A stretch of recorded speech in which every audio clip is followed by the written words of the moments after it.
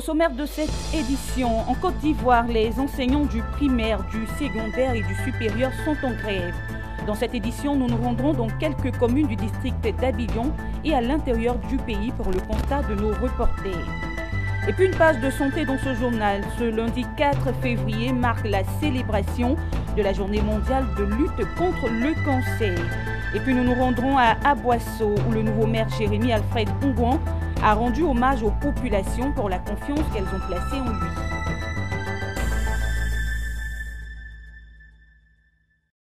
Et c'est reparti pour un tout autre journal sur Business 24 Africa. Bienvenue à tous et à toutes. En Côte d'Ivoire, après quelques mois de préavis, les enseignants du secondaire sont rentrés en grève depuis 2 semaines.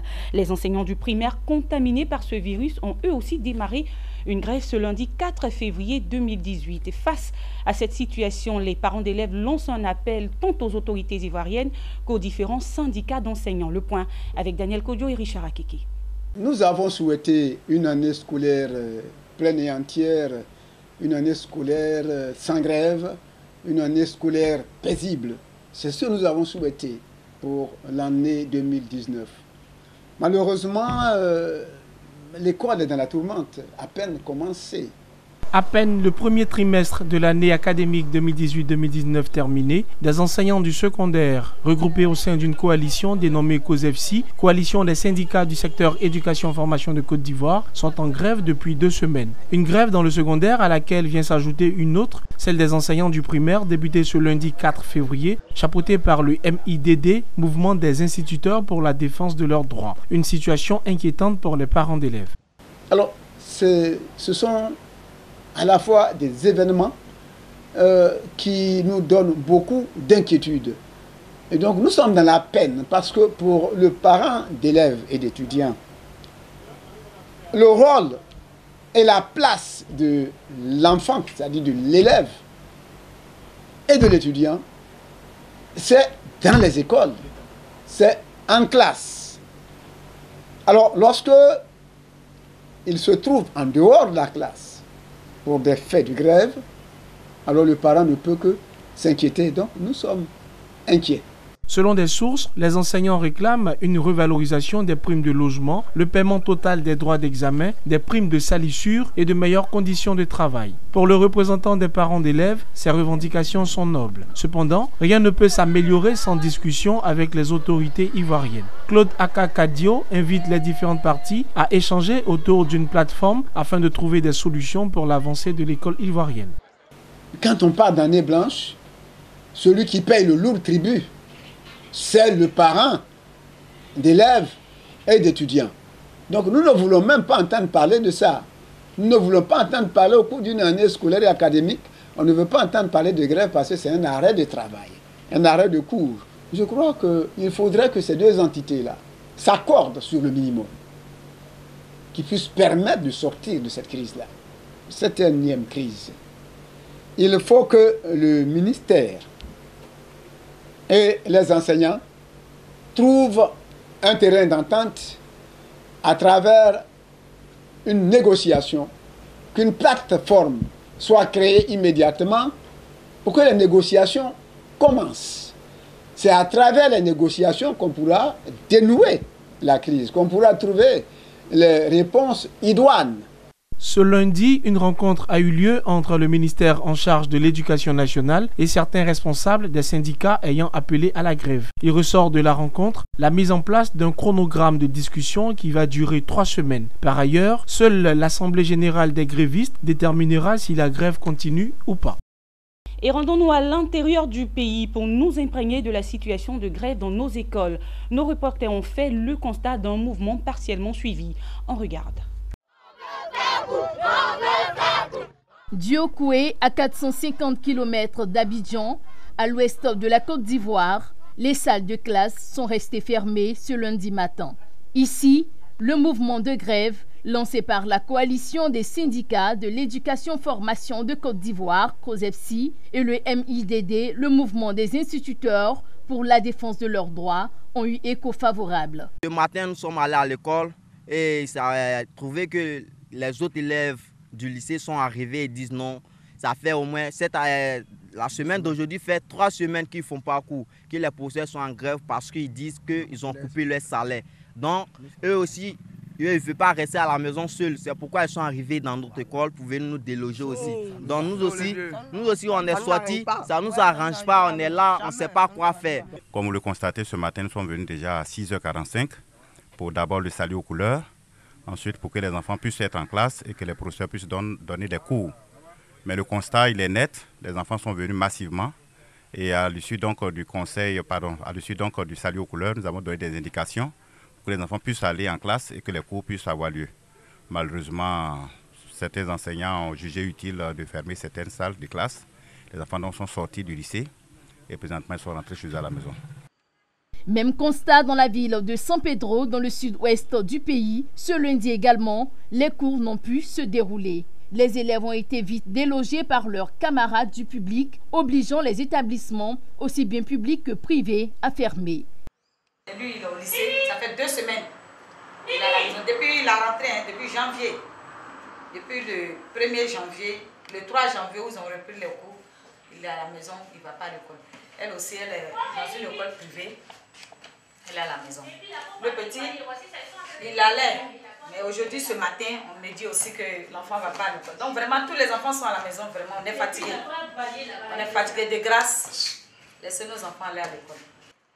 Le mouvement de grève lancé par la COSEFSI et le MIDD n'ont toutefois pas eu écho favorable dans certains départements. C'est le cas de la ville de Korogo, où les cours se déroulent normalement. Au niveau de l'enseignement supérieur, une motion de grève a été lancée par la SENEC, entendez Coordination nationale des enseignants du supérieur et des chercheurs de Côte d'Ivoire. Un bras de fer entre l'administration de l'université Félix Houphouët-Boigny et les enseignants dû aux impayés des heures supplémentaires. Le point avec Mondésir Nascimento et Marie Usseri. Oui, je pourrais que les professeurs soient en grève, raison pour laquelle nous n'avons pas eu cours ce matin. Le professeur était venu à 8h. À 8h, il a reçu plusieurs coups d'appel et plus tard à 10h, il nous a libérés. On est parti en classe, on faisait un TD avec notre professeur de finance et puis bon, tout à coup, les professeurs sont arrivés pour nous interrompre. L'année scolaire 2019-2020 est partie pour être perturbée. La SENEC, Coordination nationale des enseignants du supérieur et des chercheurs de Côte d'Ivoire, a décidé de suspendre les cours pour une durée d'1 an à compter du lundi 4 février 2019 jusqu'au 4 février 2020. Pour cause, entre autres, des impayés des heures complémentaires, le non-respect de la prise en compte des qualifications CAMES des enseignants et le blâme pour 6 enseignants ainsi que la suspension de 2 autres pour une durée d'1 an. Une troisième provocation, quand nous allons au CAMES, quand on est au moins docteur, on va au CAMES pour la première fois en étant assistant pour devenir maître assistant. Quand on en revient, quand on est devenu maître assistant, on commence à encadrer les étudiants.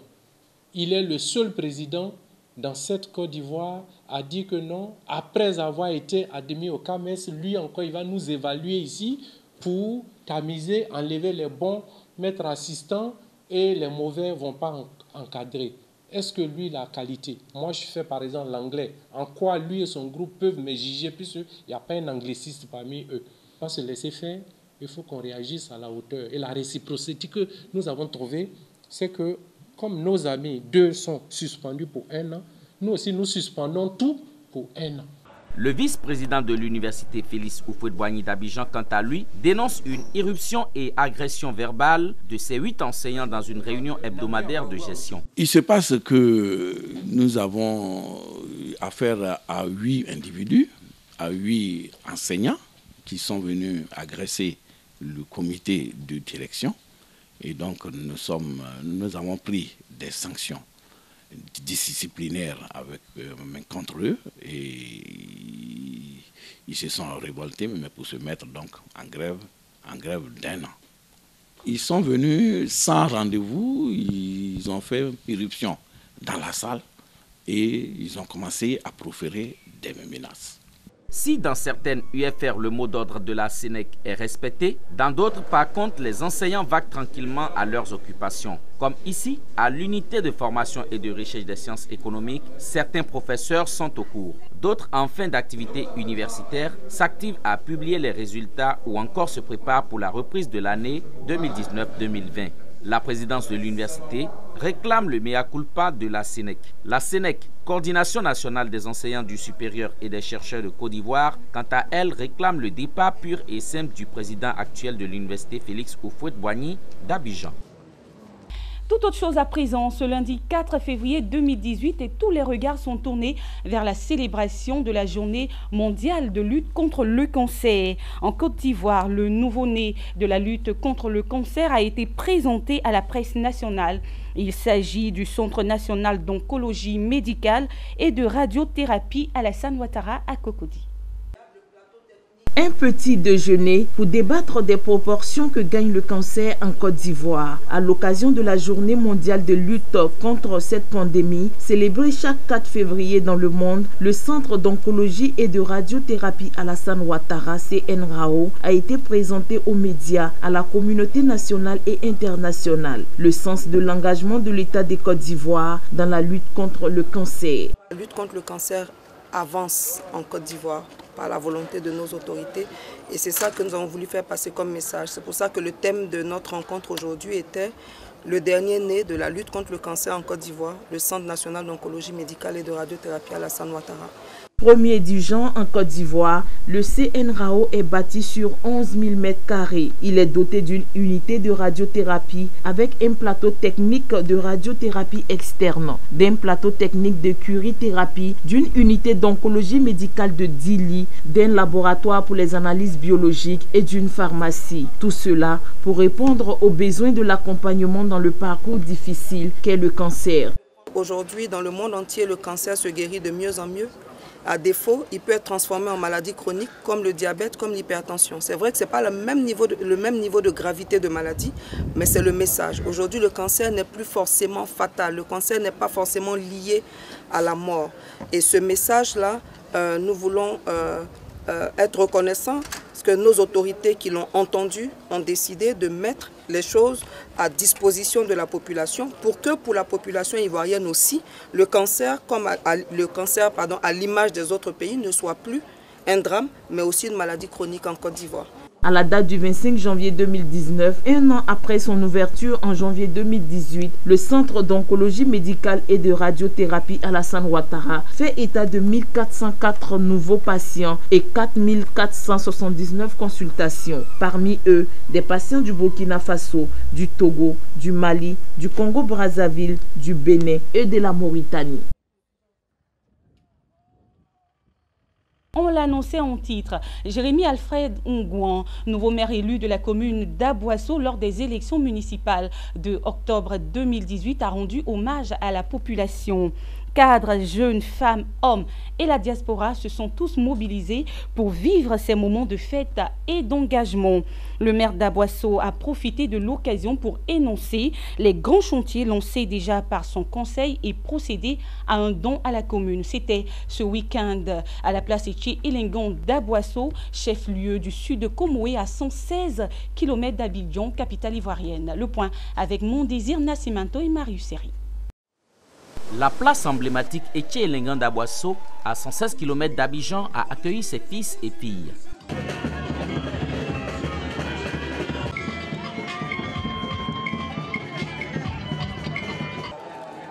Elles sont sorties massivement les populations, femmes, hommes, jeunes, cadres de tous ordres, pour répondre à l'appel de Jérémy Alfred Ngouan, nouveau maire élu de la commune d'Aboisseau.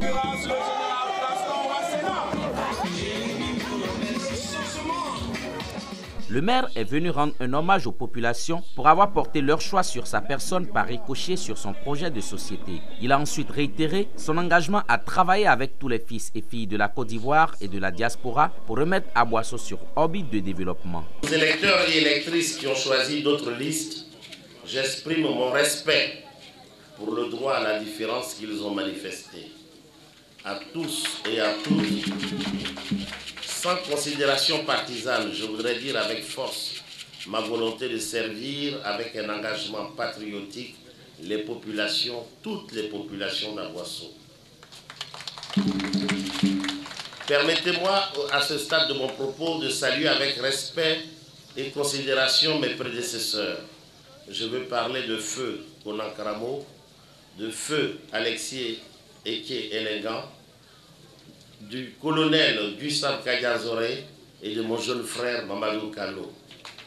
Au cours de la cérémonie, le premier magistrat de la ville d'Aboasso a rappelé les grands axes et priorités de son mandat. Entrepreneuriat jeune, soutien aux femmes, promotion de l'éducation pour tous. Pour le domaine de la santé et de l'aménagement du cadre de vie, les premières actions portent déjà leurs fruits avec la vaste campagne dénommée Aboasso Ville Propre. Les travaux d'aménagement des plateaux techniques des centres médicaux existants et de construction de nouveaux centres sont déjà à pied d'œuvre. En témoigne la remise de dons opérés à cet effet. Du matériel médical composé d'une ambulance, de chaises roulantes, des civières et autres accessoires. En effet, la construction de notre cité suppose de relever de nombreux défis qui nous attendent et au nombre desquels nous pouvons citer le défi d'une ville propre, prospère et écologique, le défi de la modernisation de la ville et de notre état civil, le défi de l'éducation, le défi de la santé pour tous. C'est autour de ces défis que nous avons élaboré notre ambitieux programme auquel vous avez adhéré en choisissant notre liste. L'espoir est possible à Aboasso parce que de nouveaux centres de santé sortiront de terre très prochainement, pendant que le plateau technique de ceux qui existent sera amélioré. Il est évident que notre succès dépendra de notre capacité à nous fédérer autour de l'essentiel. C'est donc pour moi l'occasion de lancer un appel solennel à mes frères et sœurs d'Aboasso sans exclusive à venir me rejoindre dans ce combat pour le renouveau. Je ne suis pas, et je le répète souvent, je ne suis pas le plus compétent, le plus intelligent des cadres de cette région. Permettez-moi d'avoir une seule ambition, c'est d'être le catalyseur dans ce combat pour l'avenir.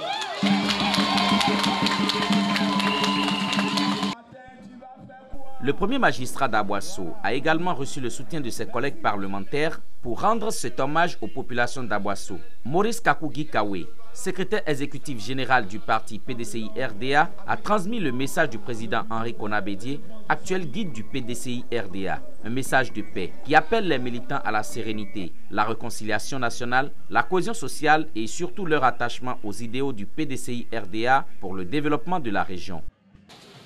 Chers frères et sœurs, chers jeunes, je prends la parole ce matin pour vous apporter les salutations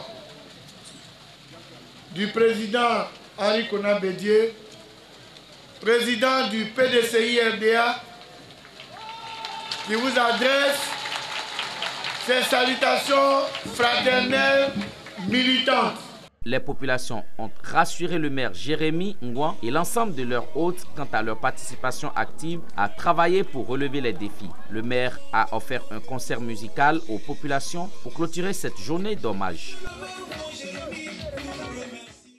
Et nous vous proposons maintenant quelques réactions de personnalités ayant pris part aux manifestations marquant cette journée d'hommage à la population d'Aboasso. On regarde. Ça fait chaud au cœur. Vous savez, nous avons besoin aujourd'hui en Afrique de personnes de la trempe de M. Jérémy.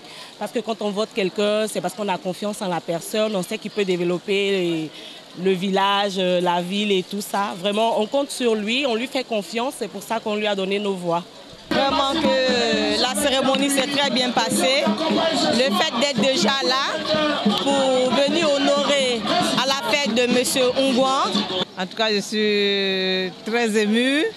Oui, dans la joie parce que la population s'est toujours mobilisée à l'appel du député maire Ngouan Jérémy.